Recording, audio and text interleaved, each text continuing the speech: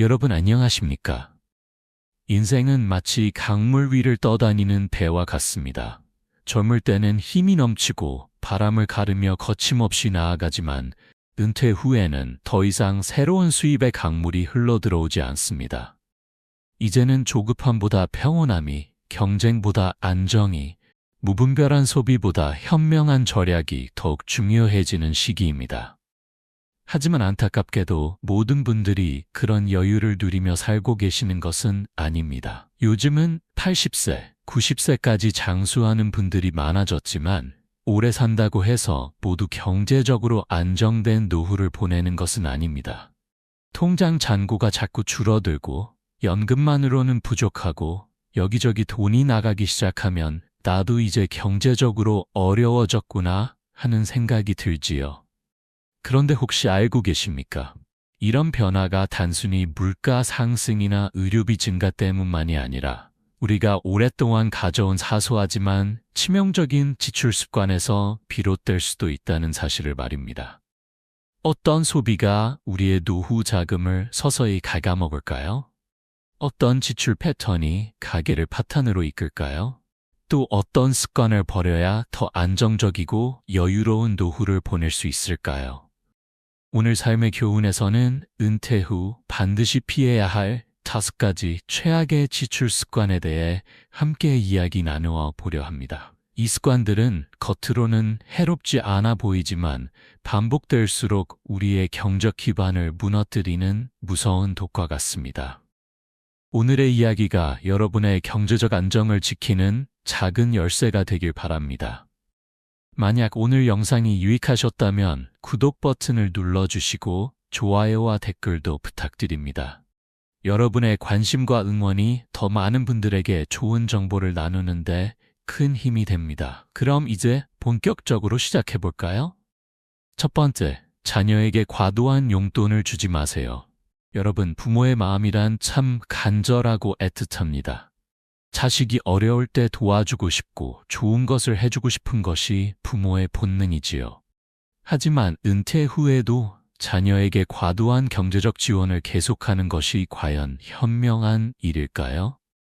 그리고 이것이 우리의 노후를 얼마나 위험하게 만들 수 있을까요? 한국 사회에서는 부모가 자녀를 끝까지 책임져야 한다는 유교적 가치관이 뿌리 깊게 자리 잡고 있습니다. 그래서 많은 부모님들이 자녀가 성인이 된 후에도 생활비, 결혼자금, 주택 구입비, 심지어 손자녀 교육비까지 지원하고 계십니다. 물론 자녀를 돕는 것은 아름다운 일입니다. 하지만 이런 지출이 반복되면 노후 자금이 급격히 줄어들 수 있다는 사실을 간과하고 계시지는 않나요? 통계청이 발표한 2023년 가계금융복지조사 자료에 따르면 한국의 60세 이상 부모 중 약 73%가 성인 자녀에게 정기적으로 경제적 지원을 하고 있다고 합니다. 평균 지원 금액은 월 68만 원 정도로 이는 국민연금 평균 수령액인 월 64만 원보다도 높은 수준입니다. 즉, 연금을 받아서 그보다 더 많은 돈을 자녀에게 주고 있는 셈입니다. 더 심각한 것은 이런 지원이 일회성이 아니라 지속적이라는 점입니다. 자녀가 결혼하면 결혼 자금을 주고, 집을 사면 주택 자금을 빌려주고, 아이가 태어나면 육아비를 지원하고, 손자녀가 크면 교육비를 대는 식으로 평생에 걸쳐 지원이 계속됩니다.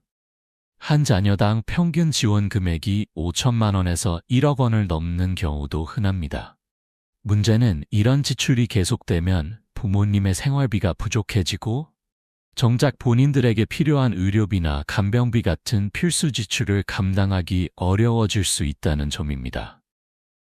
특히 예기치 못한 건강 문제가 생겼을 때 치료비를 마련하지 못해 적절한 치료를 받지 못하는 경우도 발생합니다.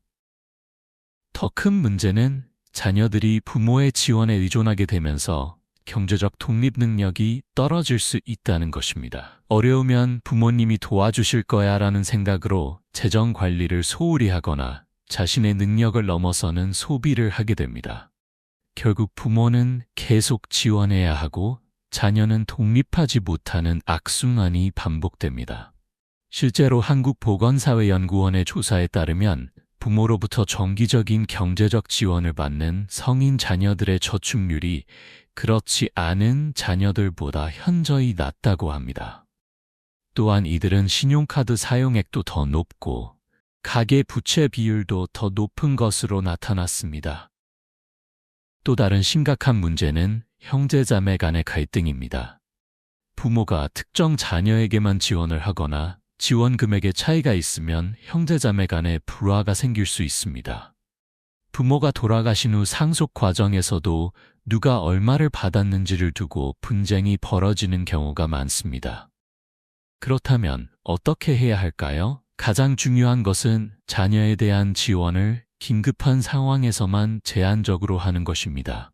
예를 들어 갑작스러운 질병이나 사고, 실직 등의 위기 상황에서는 도움을 주되 일상적인 생활비나 사치품 구입비는 지원하지 않는 것이 좋습니다. 정기적인 용돈을 주는 대신 특별한 기념일이나 명절에만 선물하는 방식으로 바꿔보세요. 매월 50만 원씩 주던 것을 생일과 명절에 각각 100만 원씩 주는 방식으로 바꾸면 연간 지원 금액은 절반으로 줄어들면서도 자녀들은 부모의 사랑을 충분히 느낄 수 있습니다. 무엇보다 자녀들과 솔직하게 대화하는 것이 중요합니다. 부모도 이제 고정 수입이 없어서 경제적으로 어렵다는 점을 분명히 알리고 대신 정서적 지원과 조언을 아끼지 않겠다는 의지를 표현하세요. 처음에는 자녀들이 서운해할 수도 있지만 장기적으로는 가족 모두에게 도움이 됩니다. 또한 자녀 지원 예산을 미리 정해두는 것도 좋은 방법입니다. 예를 들어 노후 자금의 5% 이내에서만 자녀를 지원한다는 원칙을 세우고 그 한도를 넘지 않도록 관리하세요. 이렇게 하면 자녀도 부모의 경제적 상황을 이해하게 되고 무분별한 지원 요청을 하지 않게 됩니다. 마지막으로 자녀에게 직접 돈을 주는 대신 교육이나 경험을 선물하는 것도 고려해 보세요. 직업교육비나 자격증 취득비를 지원해서 자녀의 경제적 독립 능력을 키워주는 것이 장기적으로는 더 도움이 됩니다. 여러분, 자녀를 사랑하는 마음은 소중하지만 부모님의 노후 안정도 똑같이 중요합니다. 부모가 경제적으로 안정되어야 자녀들도 마음 편히 자신의 삶을 살 수 있습니다. 그러니 과도한 지원보다는 적절한 선에서의 도움으로 균형을 맞춰 보시는 것은 어떨까요? 진정한 부모의 사랑은 무한정 주는 것이 아니라 자녀가 스스로 설 수 있도록 도와주는 것입니다. 두 번째, 충동구매를 하지 마세요. 여러분, 마트에 장을 보러 갔다가 계획에 없던 물건들을 잔뜩 사서 돌아온 경험이 있으신가요? 아니면 홈쇼핑을 보다가 지금만 특가라는 말에 혹해서 필요하지도 않은 물건을 주문한 적은 없으신가요? 또는 인터넷 쇼핑몰에서 무료 배송이라는 문구를 보고 배송비를 맞추기 위해 불필요한 물건을 추가로 구매한 경험은 어떤가요? 은퇴 후에는 시간이 많아지면서 쇼핑이나 구매에 더 많은 시간을 할애하게 됩니다. 특히 요즘은 온라인 쇼핑이 발달해서 집에서도 클릭 몇 번만으로 쉽게 물건을 살 수 있어 충동구매의 유혹이 더욱 커졌습니다. 스마트폰으로 언제든지 쇼핑할 수 있고 한번 클릭하면 다음날 집 앞까지 배송되는 편리함이 우리의 지갑을 더욱 얇게 만들고 있습니다. 문제는 은퇴 후에는 수입이 제한적인도 불구하고 충동구매를 계속하면 가계 지출이 예상보다 훨씬 커질 수 있다는 점입니다. 한국소비자원의 조사에 따르면 60세 이상 노년층의 월 평균 충동구매 금액이 약 15만 원에 달한다고 합니다. 이는 연간 180만 원, 10년이면 1,800만 원이라는 큰 돈이 불필요하게 지출되는 것입니다. 더욱 심각한 것은 이런 충동구매의 대부분이 실제로는 필요하지 않은 물건들이라는 점입니다. 구매 당시에는 유용할 것 같다고 생각했지만 집에 와서 보면 이미 비슷한 물건이 있거나 실제로는 거의 사용하지 않는 경우가 대부분입니다. 옷장을 열어보면 택을 떼지 않은 옷들이, 창고를 뒤져보면 한 번도 사용하지 않은 생활용품들이 가득한 경우를 자주 볼 수 있습니다. 특히 은퇴 후에는 시간이 많아지면서 외로움이나 스트레스를 쇼핑으로 해소하려는 경향이 생길 수 있습니다. 뭔가 사면 기분이 좋아질 것 같다는 생각으로 구매를 하지만 실제로는 경제적 부담만 늘어나고 만족감은 일시적일 뿐입니다. 이를 소비 치료라고 하는데 결국 근본적인 문제 해결이 되지 않으면서 돈만 계속 나가게 됩니다. 온라인 쇼핑의 발달은 이런 충동 구매를 더욱 부추기고 있습니다. 쇼핑몰에선 오늘만 할인, 선착순 한정, 마지막 한 개와 같은 자극적인 문구로 구매 욕구를 자극합니다. 또한 이 상품을 본 사람들이 함께 구매한 상품이나 추천 상품을 계속 보여주면서 추가 구매를 유도합니다.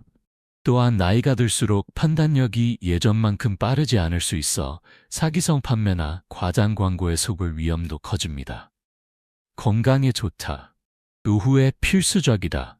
TV에서 본 그 상품이라는 말에 혹해서 비싼 건강식품이나 의료기기를 충동적으로 구매하는 경우가 많습니다.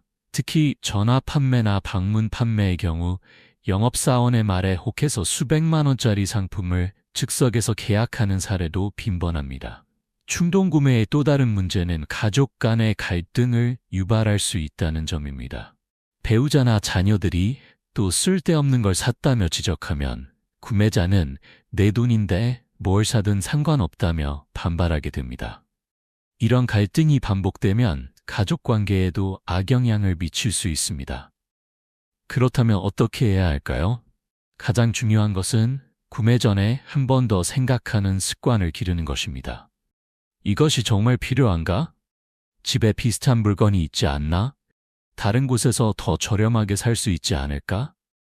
한 달 후에도 이 물건이 필요할까? 라고 자문해 보세요.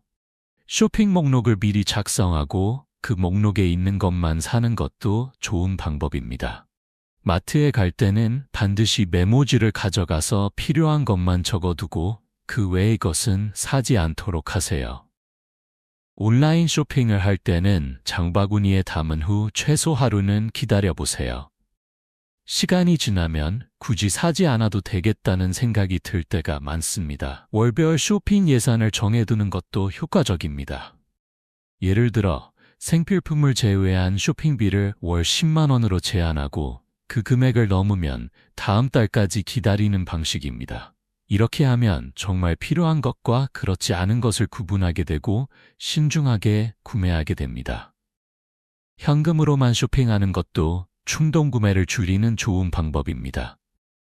카드를 사용하면 돈을 쓴다는 실감이 적어지지만 현금을 직접 지불하면 돈이 나간다는 것을 더 명확하게 느낄 수 있습니다. 온라인 쇼핑을 할 때도 카드 정보를 저장하지 말고 매번 새로 입력하도록 하면 구매 과정에서 한 번 더 생각할 기회를 갖게 됩니다. 가족이나 친구와 함께 쇼핑하는 것도 도움이 됩니다. 객관적인 시각에서 정말 필요한 물건인지 조언을 구할 수 있고 충동적인 구매를 제지받을 수 있습니다. 특히 고가의 물건을 살 때는 반드시 가족과 상의한 후에 구매하는 것이 좋습니다. 마지막으로 쇼핑 대신 다른 취미나 활동을 찾아보세요. 독서, 산책, 운동, 친구와의 만남 등 돈이 들지 않으면서도 만족감을 줄 수 있는 활동들이 많습니다. 쇼핑 욕구가 생길 때마다 이런 대안 활동을 하다 보면 자연스럽게 충동 구매가 줄어들게 됩니다. 여러분, 돈을 쓰는 것도 기술입니다. 젊을 때는 실수해도 다시 벌 수 있지만 은퇴 후에는 한 번 쓴 돈을 다시 벌기 어렵습니다. 그러니 오늘부터는 조금 더 신중하게, 조금 더 계획적으로 소비하는 습관을 길러보시는 것은 어떨까요? 필요한 것과 원하는 것을 구분하고 진정으로 가치 있는 것에만 돈을 쓰는 지혜를 기르신다면 더 여유롭고 안정된 노후를 보낼 수 있을 것입니다. 세 번째, 고급 브랜드에 집착하지 마세요. 여러분, 혹시 나이가 들었으니 이제는 좋은 것만 써야지라는 생각으로 명품이나 고급 브랜드만 고집하고 계신가요? 평생 절약하며 살아왔으니 이제는 좋은 것을 사용하고 싶은 마음 충분히 이해합니다. 하지만 은퇴 후에 브랜드에 지나치게 집착하는 것은 경제적으로 큰 부담이 될 뿐만 아니라 때로는 허영심이나 과시욕에서 비롯된 불필요한 소비일 수 있습니다. 한국 사회에서는 나이가 들수록 체면과 격식을 중시하는 문화가 있습니다. 동창회나 모임에 갈 때 남들에게 뒤처져 보이기 싫어서 비싼 옷이나 액세서리를 구매하거나 손자녀들에게 명품을 선물하려고 하는 경우가 많습니다. 이제 나이도 있는데 싸구려를 입고 다닐 수는 없지라는 생각으로 모든 것을 명품으로 맞추려고 합니다. 또한 비싼 것이 좋은 것이라는 고정관념도 브랜드 집착을 부추깁니다. 명품이라면 품질이 좋을 것이고 오래 쓸 수 있을 것이라고 생각하지만 실제로는 브랜드 가치나 마케팅 비용이 상품 가격의 대부분을 차지하는 경우가 많습니다. 문제는 고급 브랜드의 가격은 실제 품질 대비 지나치게 비싸다는 점입니다. 명품 핸드백 하나가 500만 원이라면 비슷한 기능과 품질의 일반 제품은 50만 원에도 살 수 있습니다. 그 차이는 450만 원인데 이는 2~3개월 생활비에 해당하는 큰 돈입니다. 과연 그 핸드백이 일반 제품보다 10배 더 가치 있을까요? 한국산업기술시험원에서 실시한 브랜드별 제품 품질 테스트 결과를 보면 명품과 일반 제품 간의 실제 품질 차이는 가격 차이만큼 크지 않다는 것을 알 수 있습니다. 특히 의류의 경우 소재와 봉제 기술의 차이는 있지만 가격 차이만큼의 성능 차이는 없다고 평가되었습니다. 또한 고급 브랜드를 한번 사용하기 시작하면 계속해서 그 수준을 유지하려는 심리가 생깁니다. 명품 가방을 샀으니 그에 어울리는 명품 신발도 사야 하고 명품 시계도 사야 하고 명품 옷도 사야 한다는 생각이 들게 됩니다. 이렇게 하나둘씩 명품으로 맞춰가다 보니 지출이 눈덩이처럼 불어나게 됩니다. 특히 은퇴 후에는 외출 빈도도 줄어들고 활동량도 적어지는데 비싼 옷이나 액세서리를 얼마나 자주 사용할까요? 집에서 대부분의 시간을 보내는데 명품을 입고 있을 필요가 있을까요? 일주일에 한두 번 외출할 때만 입는 옷에 수백만 원을 투자하는 것이 과연 현명한 일일까요? 더욱이 나이가 들수록 건강이 더 중요해집니다. 명품 하나 살 돈으로 건강검진을 받거나 좋은 음식을 사 먹거나 운동시설을 이용하는 것이 더 가치 있는 투자가 아닐까요? 몸이 불편해지면 아무리 비싼 옷을 입어도 소용이 없지만 건강하면 저렴한 옷을 입어도 당당하고 아름다워 보입니다. 브랜드 집착의 또 다른 문제는 진정한 만족감을 얻기 어렵다는 점입니다. 처음에는 명품을 사면 기분이 좋아지지만 시간이 지나면 그 만족감은 사라지고 더 비싸고 더 좋은 것을 원하게 됩니다. 결국 끝없는 욕망에 사슬에 묶여서 계속 돈을 쓰게 되는 것입니다. 또한 명품을 관리하는데도 추가 비용이 들어갑니다. 가죽 제품은 정기적으로 관리를 받아야 하고 고급 의류는 드라이클리닝을 해야 하고 시계나 보석은 정기 점검을 받아야 합니다. 이런 유지 비용까지 고려하면 실제 비용은 구매 가격보다 훨씬 높아집니다. 그렇다면 어떻게 해야 할까요? 가장 중요한 것은 브랜드보다는 실용성을 중시하는 소비 습관을 기르는 것입니다. 옷을 살 때는 얼마나 자주 입을 수 있을까? 관리하기 편한가? 오래 입을 수 있을까? 다른 옷과 잘 어울릴까?를 먼저 생각해 보세요. 대신 정말 필요한 것에는 투자하되 브랜드보다는 품질을 보고 선택하는 것이 현명합니다. 편안한 신발, 따뜻한 옷, 사용하기 편한 생활용품 등은 좋은 품질의 제품을 선택하되 굳이 명품일 필요는 없습니다. 중요한 것은 브랜드가 아니라 나에게 얼마나 적합한지입니다. 구매 전에 과연 이 브랜드 가치만큼의 효용을 얻을 수 있을까를 생각해 보세요. 예를 들어 300만 원짜리 명품 가방과 30만 원짜리 일반 가방 사이에 270만 원의 차이가 있다면 그 270만 원을 다른 곳에 사용했을 때 더 큰 만족을 얻을 수 있는지 비교해 보는 것입니다. 또한 빌려 입기 서비스를 활용하는 것도 좋은 방법입니다. 특별한 행사나 모임이 있을 때만 명품을 대여해서 사용하고 평상시에는 실용적인 제품을 사용하는 것입니다. 이렇게 하면 체면도 세우고 경제적 부담도 줄일 수 있습니다. 무엇보다 진정한 멋이 무엇인지 다시 생각해 보세요. 비싼 브랜드를 걸치는 것보다 깔끔하고 단정한 모습, 자신감 있는 태도, 따뜻한 미소가 더 아름다워 보입니다. 나이가 들수록 외적인 치장보다는 내적인 품격이 더 중요해집니다. 여러분, 진정한 품격은 비싼 브랜드에서 나오는 것이 아니라 내면의 여유와 지혜에서 나옵니다. 남들에게 보이기 위한 소비보다는 자신의 편안함과 실용성을 위한 소비를 하신다면 더 여유롭고 만족스러운 노후를 보낼 수 있을 것입니다. 브랜드에 얽매이지 말고 진정으로 나에게 필요한 것이 무엇인지 생각해보는 시간을 가져보시는 것은 어떨까요? 네 번째, 과도한 건강 관련 지출을 하지 마세요. 여러분, 나이가 들수록 건강에 대한 관심이 높아지는 것은 당연합니다. 건강해야 오래 살 수 있고 오래 살아야 인생을 즐길 수 있으니까요.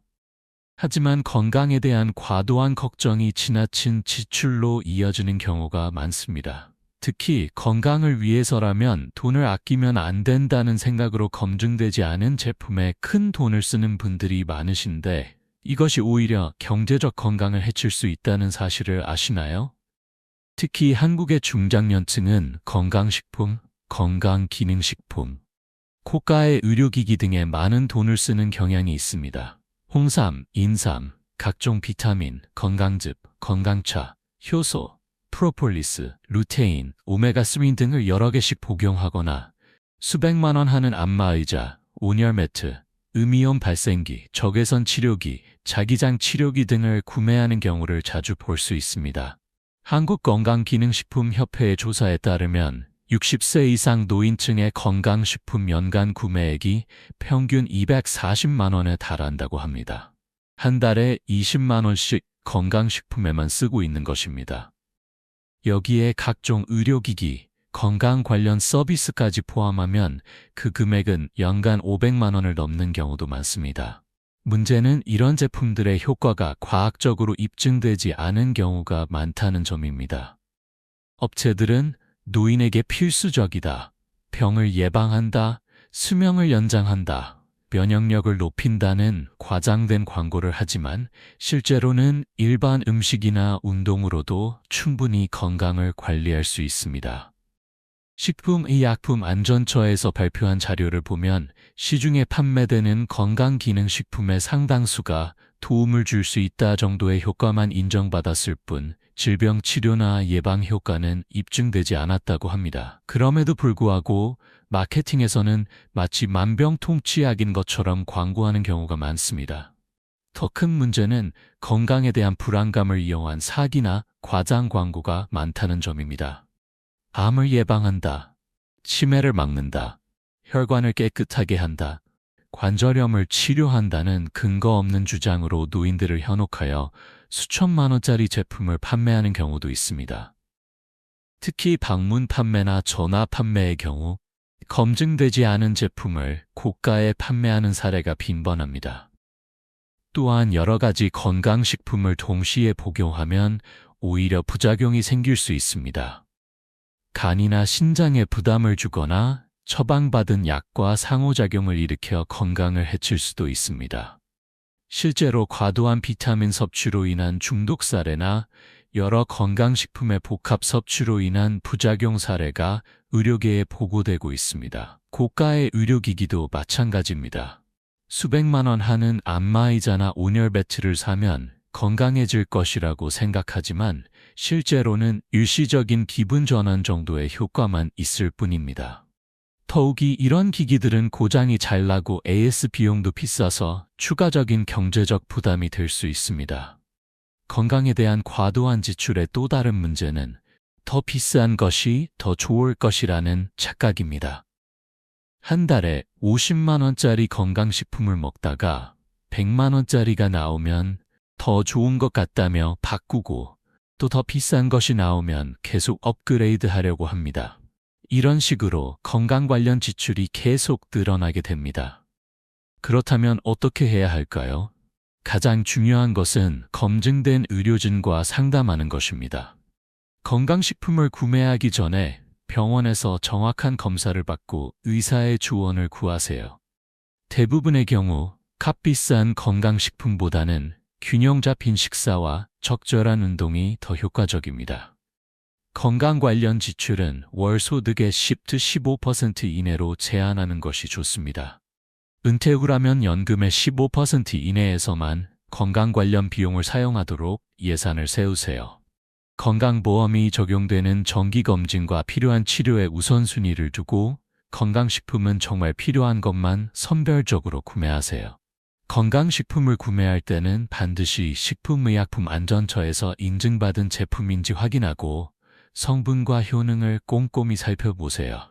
또한 한 번에 여러 가지를 복용하지 말고 하나씩 효과를 확인한 후에 추가하는 것이 좋습니다.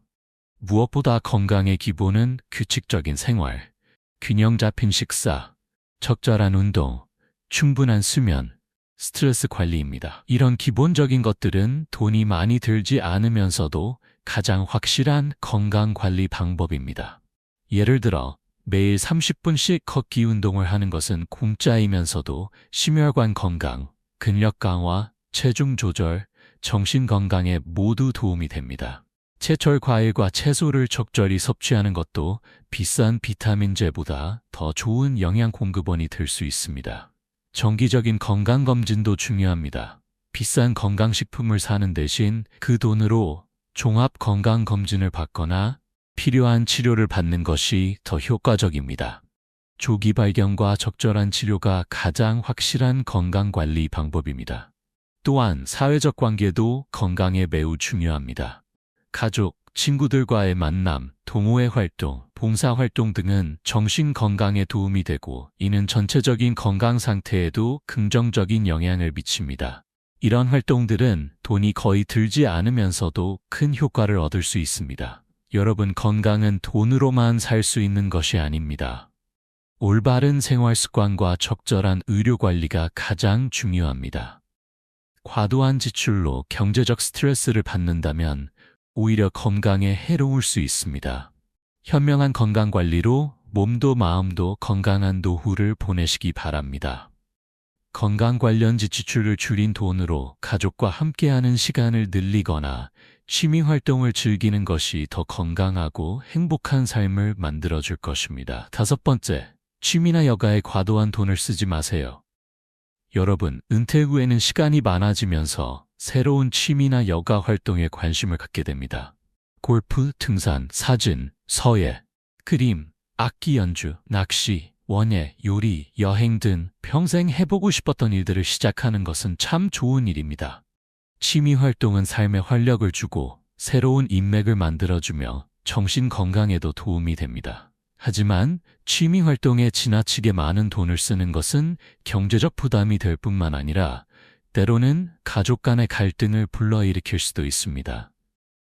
특히 한국의 중장년층에게 인기 있는 골프의 경우를 살펴보겠습니다. 골프는 초기 장비 구입비부터 시작해서 레슨비, 연습장비, 필드비, 캐디피, 식사비, 교통비 등 상당한 비용이 듭니다. 골프채 세트만 해도 수백만 원에서 수천만 원까지 하고 골프복, 골프화, 골프 가방 등의 용품비도 만만치 않습니다.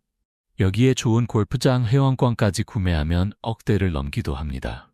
한국골프장 경영협회의 자료에 따르면 골프를 취미로 하는 60세 이상 남성의 연간 골프 관련 지출이 평균 800만 원에 달한다고 합니다. 한 달에 67만 원씩 골프에만 쓰고 있는 것입니다. 여기에는 장비 구입비, 회원권비, 레슨비, 라운딩비 등이 모두 포함됩니다. 등산 장비도 마찬가지입니다. 등산복, 등산화, 배낭, 등산 스틱, 텐트, 침낭, 랜턴, GPS 등을 모두 명품으로 맞추려다 보면 수백만 원이 들어갑니다. 특히 해외 유명 브랜드 제품을 선호하는 경우 비용이 더욱 커집니다. 등산복 한 벌에 100만 원, 등산화 한 켤레에 50만 원을 쓰는 경우도 흔합니다. 사진이 취미라면 비싼 카메라와 렌즈에 큰 돈을 쓰게 됩니다. 고급 DSLR 카메라는 본체만 300, 500만 원이고 여기에 각종 렌즈, 삼각대, 플래시, 필터 등을 추가하면 1000만 원을 넘기도 합니다. 그림이 취미라면 고급 화구와 캔버스, 미술용품에 큰 돈을 쓰게 되고 악기 연주가 취미라면 비싼 악기와 레슨비에 많은 돈이 들어갑니다. 문제는 은퇴 초기에는 열정적으로 시작하지만 시간이 지나면서 흥미가 떨어지거나 건강상의 이유로 지속하기 어려운 경우가 많다는 점입니다. 비싼 장비들은 창고에서 먼지만 쌓이게 되고 결국 헛돈이 되어버립니다. 특히 관절염이나 다른 질환으로 인해 활동이 제한되면 구매한 장비들을 전혀 사용하지 못하게 됩니다. 또한 취미 활동을 통해 새로운 인맥을 만들다 보면 모임비, 회식비, 여행비 등 추가 지출이 계속 발생합니다. 한 번쯤은 괜찮지라는 생각으로 시작된 지출이 매월 반복되면서 예상보다 큰 부담이 될 수 있습니다. 골프 모임의 경우 라운딩 후 저녁 식사와 술자리까지 이어지면 하루에 20, 30만 원씩 나가는 경우도 많습니다. 특히 은퇴 후에는 자존감이 떨어지거나 소외감을 느낄 수 있는데 이를 보상하기 위해 취미 활동에 과도하게 투자하는 경우가 있습니다. 이제는 내가 하고 싶은 것을 해야지. 평생 절약만 했으니 이제는 좀 써야지라는 생각으로 경제적 여건을 고려하지 않고 지출하게 됩니다. 또 다른 문제는 좋은 장비가 있어야 제대로 할 수 있다는 착각입니다. 골프를 치려면 최고급 골프채가 있어야 하고 등산을 하려면 최신 등산 장비가 있어야 하고 사진을 찍으려면 최고급 카메라가 있어야 한다고 생각합니다. 하지만 실제로는 기본적인 장비만으로도 충분히 취미를 즐길 수 있습니다. 취미 관련 지출의 또 다른 특징은 업그레이드 욕구가 끊임없이 생긴다는 점입니다. 처음에는 기본 장비로 시작했다가 실력이 늘면서 더 좋은 장비를 원하게 되고 다른 사람들이 좋은 장비를 사용하는 것을 보면 부러워하며 자신도 사고 싶어 합니다. 이런 식으로 취미 관련 지출이 계속 늘어나게 됩니다. 그렇다면 어떻게 해야 할까요? 취미 활동을 시작하기 전에 먼저 예산을 정하는 것이 중요합니다. 월 여가비를 정해놓고 그 범위 내에서만 지출하도록 하세요. 일반적으로 은퇴 후 생활비의 10-15% 정도가 적정한 여가비로 권장됩니다. 예를 들어 월 생활비가 200만 원이라면 여가비는 20, 30만 원 정도로 제한하는 것입니다. 처음에는 중고 장비나 저렴한 장비로 시작해서 정말로 오래 지속할 수 있는 취미인지 확인한 후에 좋은 장비를 구입하는 것이 현명합니다. 골프의 경우 연습장에서 렌탈 클럽으로 충분히 연습한 후에 장비를 구입하고 사진의 경우 스마트폰으로 시작해서 실력이 늘면 카메라를 구입하는 방식으로 접근하세요. 또한 돈이 많이 드는 취미보다는 경제적 부담이 적은 취미를 선택하는 것도 좋습니다. 독서, 산책, 조깅, 텃밭 가꾸기, 요리, 봉사활동, 바둑, 장기, 카드게임 등은 돈이 거의 들지 않으면서도 충분히 즐길 수 있는 활동들입니다. 취미용품을 구매할 때는 대여나 공유 서비스를 활용하는 것도 좋은 방법입니다. 비싼 장비를 구매하기보다는 필요할 때만 빌려서 사용하면 비용을 크게 절약할 수 있습니다. 요즘은 골프채, 등산 장비, 카메라 등 다양한 취미용품을 대여해주는 서비스가 많이 있습니다. 취미활동 시 추가 지출을 최소화하는 것도 중요합니다. 모임에 참여할 때 과도한 회식이나 술자리는 피하고 여행을 갈 때도 합리적인 예산 내에서 계획을 세우세요. 취미니까 돈을 아끼면 안 된다는 생각보다는 적절한 선에서 즐긴다는 마음가짐을 갖는 것이 좋습니다. 또한 취미를 통해 수익을 창출할 수 있는 방법을 찾아보는 것도 좋습니다. 사진이 취미라면 작품을 판매하거나 사진 강의를 할 수 있고 원예가 취미라면 키운 채소나 화분을 판매할 수 있습니다. 이렇게 하면 취미 활동이 경제적 부담이 아니라 오히려 수입원이 될 수 있습니다. 여러분, 취미는 인생을 풍요롭게 만들어주는 소중한 활동입니다. 하지만 경제적 부담이 되어서는 안 됩니다. 적절한 선에서 즐기는 취미가 진정으로 행복한 노후를 만들어줄 것입니다. 돈 걱정 없이 마음 편히 즐길 수 있는 취미를 찾아보시고 가족과의 화목을 깨뜨리지 않는 선에서 여가 생활을 즐기시는 것은 어떨까요? 진정한 행복은 비싼 장비에서 오는 것이 아니라 마음의 여유에서 오는 것입니다. 마무리, 현명한 소비로 풍요로운 노후를 만들어 가세요, 여러분. 우리가 지금까지 이야기한 것들을 다시 한번 돌아보면 경제적 안정은 거창한 투자나 복잡한 채택으로 이루어지는 것이 아니라 일상 속의 작은 소비 습관에서 시작된다는 것을 알 수 있습니다. 자녀에게 주는 용돈을 적절히 조절하고 충동 구매를 자제하고 브랜드 집착을 버리고 건강 관련 과소비를 줄이고 취미비를 합리적으로 관리하는 것. 이처럼 작은 변화들이 쌓이면 우리의 가계는 점점 더 안정될 수 있습니다. 반대로 사소한 낭비가 반복되면 시간이 지날수록 우리의 노후 자금을 서서히 고갈시킬 수도 있습니다. 특히 은퇴 후에는 단순히 오래 사는 것보다 경제적 걱정 없이 편안하게 사는 것이 더 중요합니다. 한국은행의 조사에 따르면 은퇴 후 생활비가 부족해서 다시 일자리를 찾는 60세 이상 인구가 전체의 40%를 넘는다고 합니다. 이들 중 상당수가 은퇴 전 무분별한 소비 습관으로 인해 노후 자금이 부족하다고 밝혔습니다. 이는 우리에게 시사하는 바가 큽니다. 아침에 가벼운 마음으로 일어나고 가족과 부담 없는 식사를 나누고 돈 걱정 없이 편안한 잠을 잘 수 있는 것. 이것이야말로 우리가 진정으로 바라는 노후 생활 아닐까요?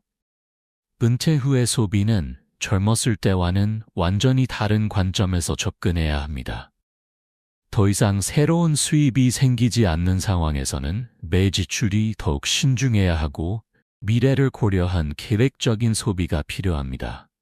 젊었을 때는 나중에 벌면 되지라고 생각할 수 있었지만 은퇴 후에는 지금 쓰면 나중에 없다는 것을 명심해야 합니다. 하지만 그렇다고 해서 모든 지출을 막을 필요는 없습니다. 정말 중요하고 가치 있는 것에는 적절히 투자하되 불필요하거나 과도한 지출은 과감히 줄이는 지혜가 필요합니다. 중요한 것은 선택과 집중입니다. 예를 들어 건강을 위해서라면 정기검진비나 필요한 치료비는 아끼지 말되 검증되지 않은 건강식품에는 돈을 쓰지 않는 것입니다. 가족과의 시간을 위해서라면 가끔 맛있는 식사나 여행비는 지출하되 매번 비싼 선물을 주는 것은 자제하는 것입니다. 그러니 오늘부터라도 내 지출 패턴을 한번 점검해 보세요. 한 달 동안 가계부를 써보면서 이 지출이 정말 필요했나? 이 돈을 다른 곳에 썼다면 어땠을까? 이 소비가 나의 행복에 실질적으로 기여했나? 라고 생각해 보시면 좋겠습니다. 가계부를 쓸 때는 지출을 다음과 같이 분류해 보세요. 1. 필수 지출, 식비, 주거비, 의료비 등. 2. 선택적 지출, 여가비, 취미비, 교재비 등. 3. 충동적 지출, 계획이 없던 구매. 4. 과시적 지출, 남에게 보이기 위한 소비. 이렇게 분류해보면 어느 부분에서 불필요한 지출이 많은지 알 수 있고 개선할 점을 찾을 수 있습니다. 또한 지출할 때마다 이 돈으로 몇 끼 식사를 할 수 있을까? 이 돈이면 며칠 생활할 수 있을까? 라고 환산해보는 습관을 기르세요. 10만 원짜리 물건을 살 때 이 돈이면 하루 생활비라고 생각하면 정말 필요한지 다시 한번 생각하게 됩니다.